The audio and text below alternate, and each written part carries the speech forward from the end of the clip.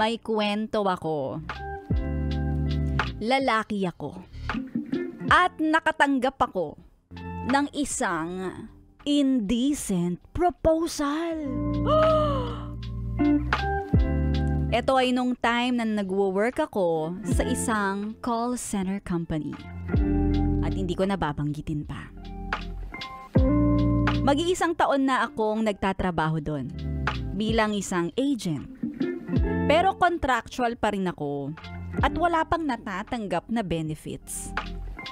Kaya isang beses pinuntahan ko ang department head namin. Kasi gusto kong itanong yung status ng promotion ko. At medyo kinakabahan pa ako.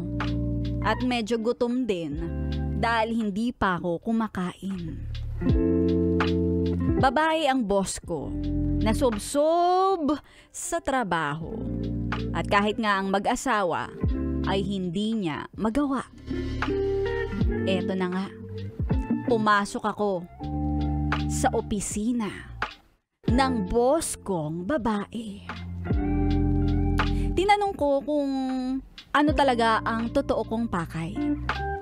So sabi ko, "Ma'am, mag-i-inquire po sana ako kung ano na po ang progress ng promotion o regularization ko."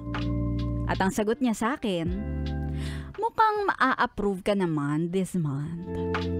Tapos nun, bigla niyang sinara ang pintuan ng opisina niya.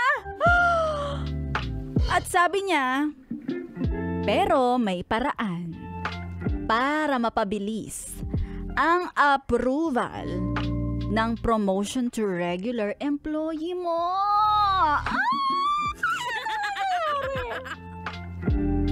Tinanggal ni ma'am ang kanyang coats. Yung parang jacket.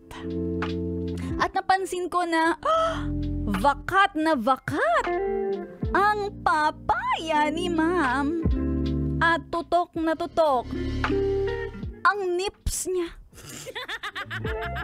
Sabi niya pa, "Ang init.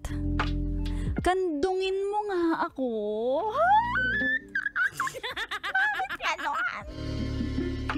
Nanigas ako sa kinauupuan ko, bes. Gulat na gulat ako sa sinabi ni ma'am. Isa pa, wala pa akong experience sa ganon. Tumayo si ma'am sa kanyang kinauupuan at kumarga sa akin. Baliktad na. Ikaw na yung kinarga. At nag-spaghetti pababa ng pababa. Nang maramdaman na ni ma'am kahit tanghaling tapat na nag-flag ceremony ang aking monster, napaluhod siya kung gaano siya ka-professional sa trabaho. Ganon din siya ka-professional sa pag-snorkeling sa aking suman. Ilang sandali pa ay nakalatag na si ma'am sa kanyang table. Nakalatag? Ano to, lechon? Nag-grand entrance na ako. Parang nagsimulang mawala sa sarili si ma'am. Sa bilis ng aking pag-ulos na tinatamaan na ang aking jingle bells, jingle all the way. At nang matapos na ang aming break, natapos na din ang aming session. Naibigay ko kay ma'am ang virgin coconut oil ko. Pinangako niya sa akin na i-regular niya ako agad-agad. Pero di din ako nagtagal sa pinapasukan kong yun.